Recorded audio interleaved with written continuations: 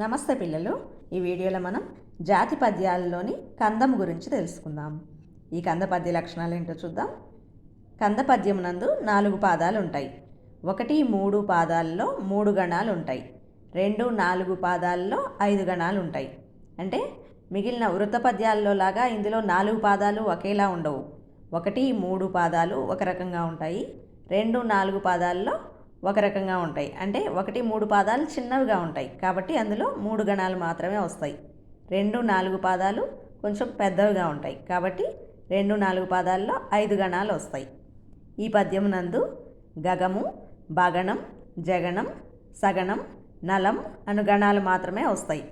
పైగా ఇవి ఇలానే ఇదే వరుసలో రావాలనేం లేదు. బా ముందు రావచ్చు, జా ముందు రావచ్చు, సా నా తర్వాత సా రావచ్చు, నా రావచ్చు, ఇలా ఇష్టం వచ్చినట్టు రావచ్చు అన్నమాట.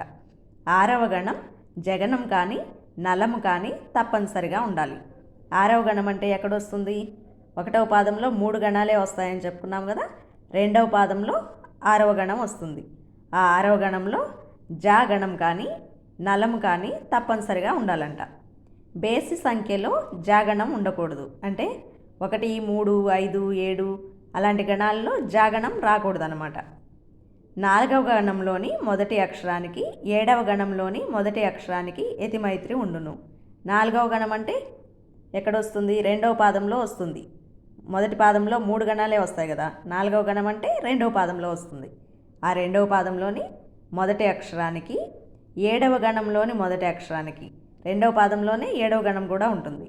ఆ 4వ గణంలోని మొదటి అక్షరానికి 7వ గణంలోని మొదటి అక్షరానికి యతిమైత్రి చెల్లుతుంది. 2, 4 పాదముల చివరి అక్షరాలు గురువులుగా ఉంటాయి. అంటే 2వ లైన్లోను 4వ లైన్లోను చివరి అక్షరాలు గురువులుగా మాత్రమే ఉంటాయి.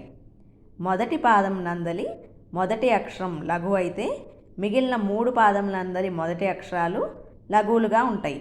అదే గురువు అయిందనుకోండి, మొదటి పాదం మొదటి అక్షరం గురువు అయితే మిగిలిన 3 పాదాల్లో కూడా మొదటి అక్షరం గురువుగానే ఉంటుంది.